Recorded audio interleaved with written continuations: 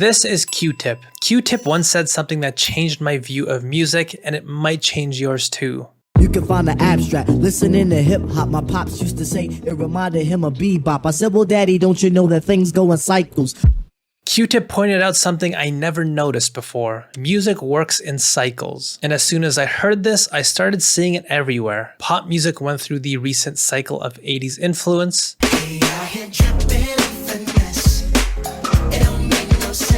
You can hear the direct influences of 80s New Jack Swing, for example. Yeah, Spider-Man and Freeze in full effect. For a while now, 80s influence has been dominating music, but recently there's been a shift. We're moving along this cycle and are now approaching the 90s influence. For example, here's a song off Beyoncé's last album. You won't break my soul. You won't break my soul. You won't break my soul. And you can clearly hear ideas and sounds from this 90s hit by Robin S. Heartbreaks and promises. I've had more than my share.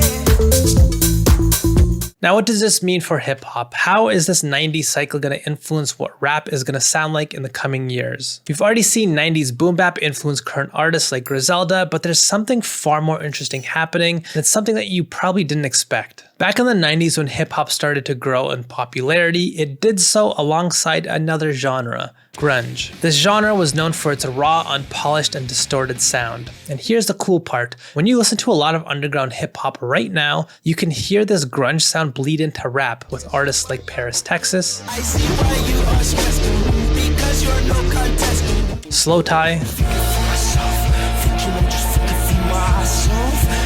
hell, even Lil B is joining in. Yes, I do adore. No, I can't ignore. Yes, I do adore. Rap rock like this boomed in the 90s and early 2000s before it slowly faded away. But as you can see, we're starting to see a slight uptick again. There might be a huge shift coming in hip hop, one towards rock and grunge. So if you want to stay ahead of the curve, let's cover some key markers of this new hybrid genre, how to make it, and how you can be prepared for the coming rap rock apocalypse. But first, why not hit like and subscribe? Enough likes on this might even encourage the next Limp Bizkit to start making music. Wouldn't that be great? Alright, partner.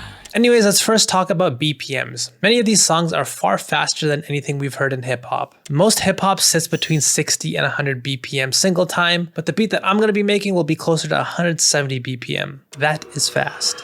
Now, one of the most distinct sounds in these beats is the bass. They're far different than anything that you might be used to. Gone are the 808s, or even the boom bap basses.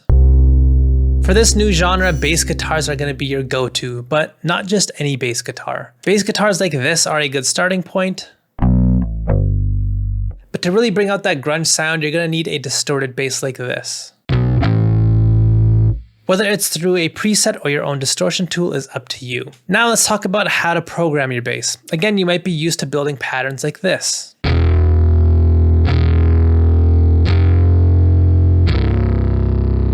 Using longer notes, but for a rock influenced style, it can help to use many shorter notes to help create that rolling rhythm. From here, playing with the velocity of the notes, slightly shifting notes, and removing notes altogether can help add some more character to your bass line as well.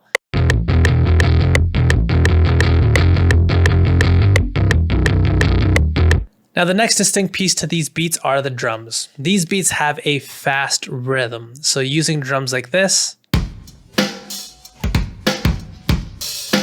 not fast enough. Also not fast enough.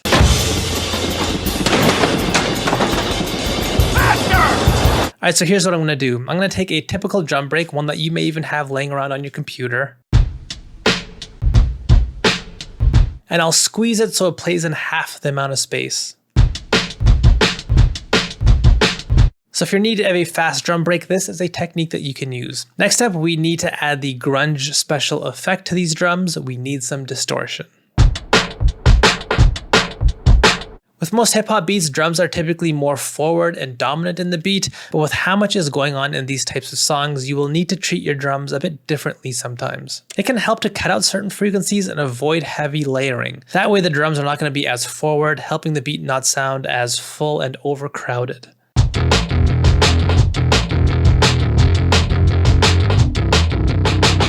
You also may need to be careful with the drum break that you choose if you use loops and samples. If your drum break already has a lot of presence and already sounds dense,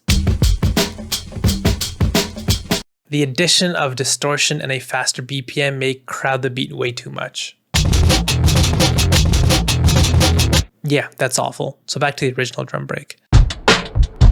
Next, let's add more into this beat. If you're looking for sounds to use to fill up space, one suggestion that I have is to use ARPs or BPM and sequence-based sounds. You can find these in mostly any stock or paid plugin. And what they do is they play a rhythmic pattern even if you just play a single note. So I'm going to go into Omnisphere and look for something like this. This sounds cool. Let's program a simple pattern here that's a bit melodic.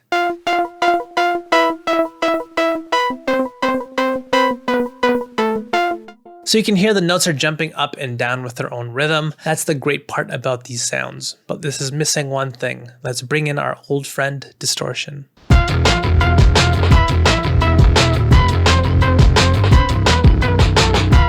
So using distortion not only on your bass and your drums, but also on the other elements can really help you establish that gritty grunge aesthetic all around. Next, I'm gonna add more to this beat, maybe save these for the hook. Consistent crash patterns like this are something you commonly hear.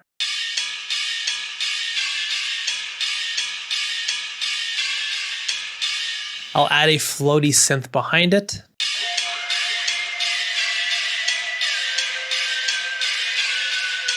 And I'll throw in this weird video game sound. This isn't necessarily something that you hear in these beats, it's just, I like the way it sounds.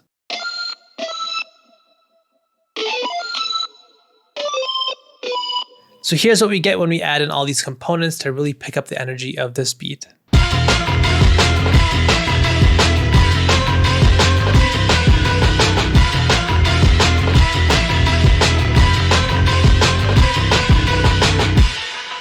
How fun. So hopefully you're prepped for the coming rap rock rapture. These are some key ideas that you can use. Let me know if you're a fan of these tunes, leave a comment down below. Or if you're a fan of experimental kinds of beats, check out the video next to me. Like and subscribe, and hopefully I will see you around next week. Later.